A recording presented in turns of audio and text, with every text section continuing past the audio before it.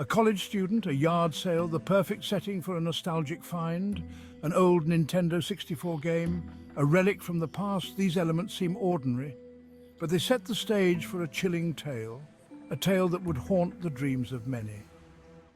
This is the story of Ben Drowned, a story that has become an internet legend. Our story begins with a young man named Alex, a typical college student with a love for retro games. He found a strange Nintendo 64 cartridge at a yard sale. It was a rare find, or so he thought. Majora's Mask, the label read, but something felt off. The label was slightly faded and the cartridge looked worn. The cartridge had an unsettling aura.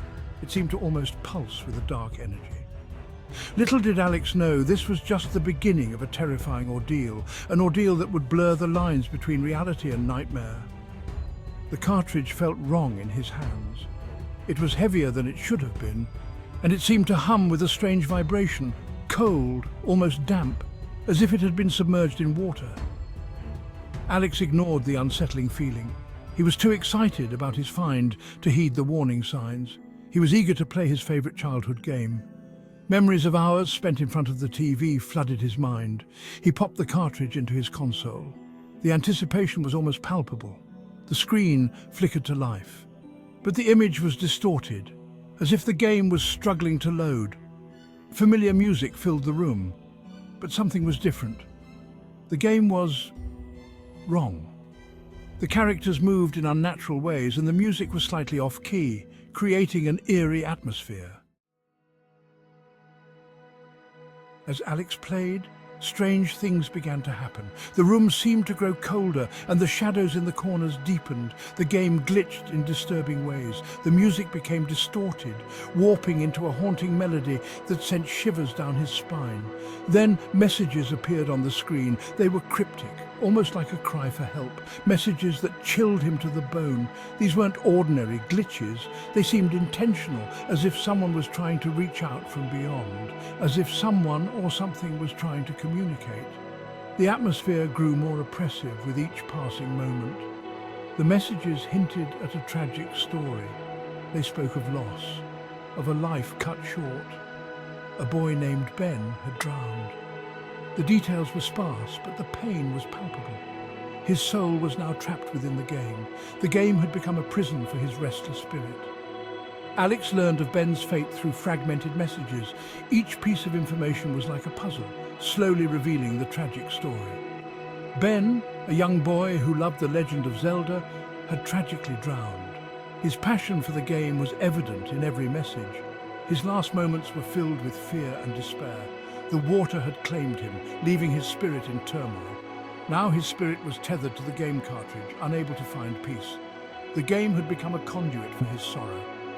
Alex was drawn deeper into the mystery.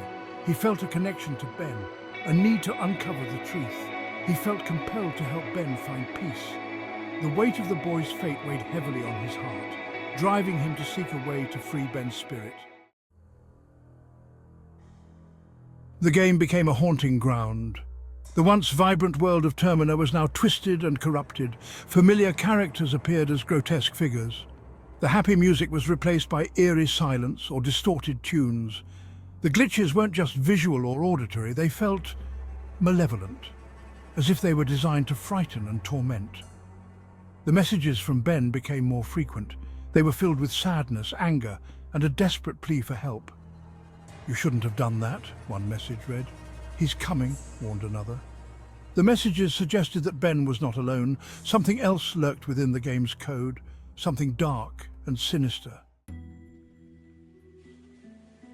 Alex, terrified yet strangely captivated, began documenting his experiences online. He felt an urgent need to share his story, hoping that someone out there might have answers or at least offer some comfort. He shared screenshots of the disturbing glitches and the chilling messages that seemed to come from nowhere. Each image and message was more unsettling than the last, painting a picture of a digital nightmare. He detailed his encounters with the eerie entity known as Ben, describing the ghostly figure that seemed to haunt his every move. The more he wrote, the more real Ben seemed to become. He hoped someone could help him understand what he was dealing with. Alex was desperate for an explanation, a way to make sense of the chaos that had taken over his life. He never expected the overwhelming response he received.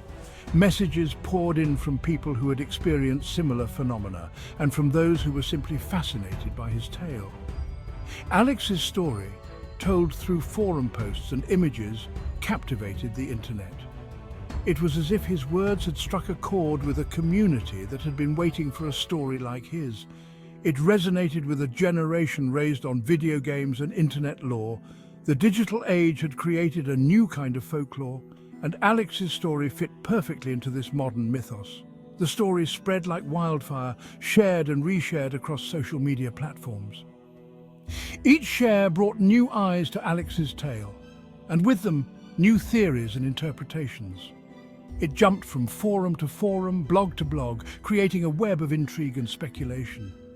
The internet was abuzz with discussions about the mysterious Ben and the strange occurrences Alex had documented. The tale of Ben Drowned was born, a chilling story that blurred the lines between reality and fiction. It became a legend in its own right, a cautionary tale for the digital age. Readers were captivated by the story's eerie details, each new post adding to the growing sense of dread. The more they read, the more they felt a part of Alex's terrifying journey. They shared their own theories and interpretations, each one more elaborate than the last. The community that formed around Alex's story was as much a part of the tale as the events themselves. The line between fiction and reality blurred, leaving readers questioning what was real and what was a product of Alex's imagination. In the end, the story of Ben Drowned became a haunting reminder of the power of the internet to create and spread modern myths. The enduring appeal of Ben Drowned lies in its connection to primal fears. It taps into our fear of the unknown, of what lies beyond our understanding. The story borrows from ancient folklore and urban legends. Tales of cursed objects, vengeful spirits, and haunted technology have existed for centuries. It's a modern-day ghost story, but instead of a haunted house, we have a haunted video game. A digital space becomes a playground for something sinister. The use of a familiar object, a video game, makes the story even more unsettling. It invades the mundane and makes it terrifying. Water, often a symbol of life, takes on a sinister meaning in Ben Drowned. It represents the overwhelming feeling of dread that permeates the story. The glitches, the distorted music, the haunting messages, they all wash over the reader, creating a suffocating atmosphere of fear. This fear is amplified by the story's use of technology. The internet, a vast and often uncharted territory, becomes a breeding ground for terror. The story reminds us that even in the digital age, we are not safe from the darkness that lurks beneath the surface. The power of found footage in Ben Drowned is undeniable. The story utilizes this technique to great effect, presenting fragmented pieces of information that we, the readers, must piece together like a terrifying puzzle. This approach adds to the realism and immerses us deeply into the narrative, making us active participants as we decipher the clues. The story doesn't rely on graphic violence or jump scares. Instead, it relies on atmosphere and suggestion, planting seeds of fear in our minds and letting them grow. This method is far more effective than traditional horror tropes, creating a lingering sense of unease long after the story is finished. Ben Drowned stands as a prime example of how the internet has democratized storytelling, giving rise to a new breed of horror that is shared and experienced collectively. The story is a testament to the power of collective imagination, showing how a simple idea can take on a life of its own when it resonates with a large audience. This tale has inspired countless fan theories, spin-offs and adaptations, becoming a cultural phenomenon. And to think, it all started with a simple yet terrifying story about a haunted video game cartridge. The legacy of Ben Drowned extends well beyond the realm of internet horror. It has influenced the horror genre as a whole, demonstrating that the most effective horror stories are often the simplest, those that tap into our deepest fears and anxieties. More than just a scary story, Ben Drowned serves as a cautionary tale about the dangers of technology. It reminds us that the virtual world can be just as perilous as the real one, perhaps even more so, as it is often shrouded in anonymity and mystery. Ben Drowned is a story that lingers with you, making you question the nature of reality and wonder what lurks beneath the surface of the digital world. It makes you afraid to turn off the lights. The story is a stark reminder that even in the digital age, we are still vulnerable to the things that go bump in the night, the things that haunt our dreams, and the things we can't explain. Are we truly safe in the digital age, or are we just one click away from something sinister?